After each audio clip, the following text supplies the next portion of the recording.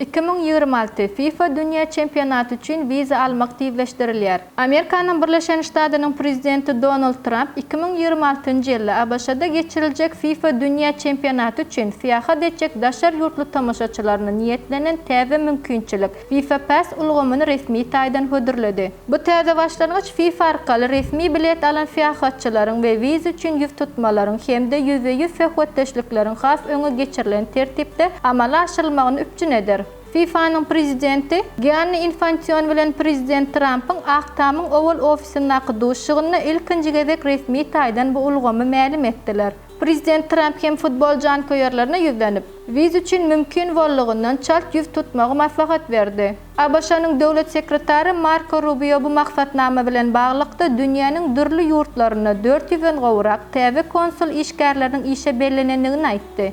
Häzirki wagtda dünýäniň takminan 80 göterim ýurtlaryna ABŞ viza kabul wagty 60 güniň içinde el ýeterledilýär. Täze ulgamy bilen FIFA biletini alan ýolagçylara ýörüti FIFA portaly arkaly ýüz tutmalaryny we fehatdeşliklerini ulgamy goýduryp bilerler.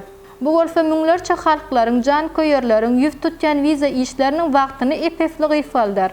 Mehriban tamaşaçylarym, şu ýerde ýene bir wagt ýatladyk geçmek isleýär. Egerde siz hem daşar ýurda fiýahat etmek isleýän bolsaňyz, onlar resmi namalaryňyzyň dogry we takyp terjime edilmegi wajyp bolup durýar.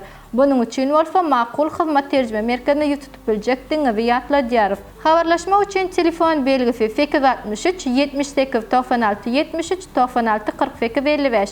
Gepleşiklerimiziň indiki fanyna görüşýänçek hoş, sag bolun.